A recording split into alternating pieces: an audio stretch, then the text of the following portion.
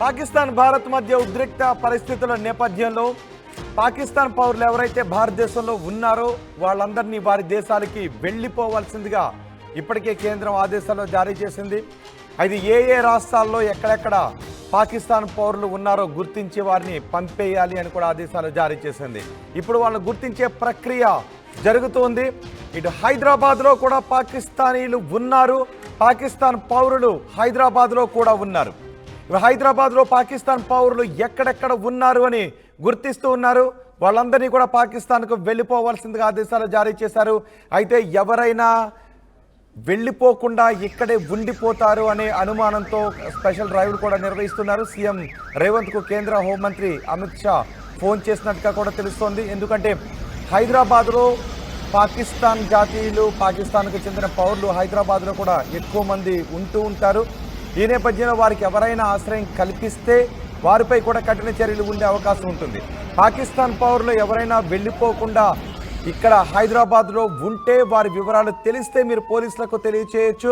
అలా కాకుండా ఎవరైనా పాకిస్తాన్ పౌరులకు అక్రమంగా షెల్టర్ ఇవ్వాలి అని అనుకుంటే వారిపై కూడా ఇప్పుడు చర్యలు ఉండే అవకాశం ఉంది. ఎంతమంది పాకిస్తానీయులు ఇక్కడ ఉన్నారో చెప్పాలి అంటూ కూడా ఆదేశాలు జారీ చేశారు. హోంశాఖ ఆదేశాల మేరకు హైదరాబాద్ పోలీసులు స్పెషల్ వెరిఫికేషన్ డ్రైవ్ నిర్వహిస్తున్నారు. హైదరాబాద్లో 208 మంది పాకిస్తాన్ పౌరులు ఉన్నట్టుగా గుర్తించారు.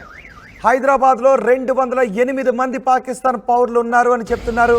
వీళ్ళందరినీ కూడా ఇప్పుడు పాకిస్తాన్కు వెళ్ళిపోవాల్సిందిగా ఆదేశాలు జారీ చేశారు.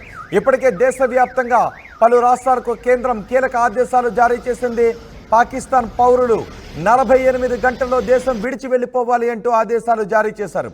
గడువు ముగుస్తున్న సమయంలో అన్ని రాష్ట్రాలను కూడా కేంద్ర హోంశాఖ అలర్ట్ చేసింది.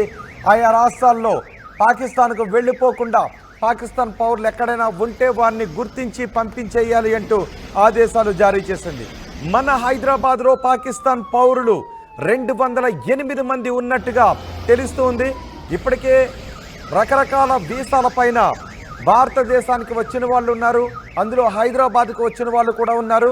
బహుశా వైద్య పరీక్షల కోసమో అత్యవసర వైద్య చికిత్స కోసం వచ్చి ఉంటే వారి విషయంలో ఏమైనా ఆలోచిస్తారేమో, దాని గురించి ఇంకా వివరాలు తెలియాల్సి ఉంది. కానీ మిగిలిన రకరకాల వీసాలపై ఇక్కడికి వచ్చి ఉన్నవారు వెంటనే పాకిస్తాన్కు వెళ్ళిపోవాలంటే ఆదేశాలు జారీ చేశారు.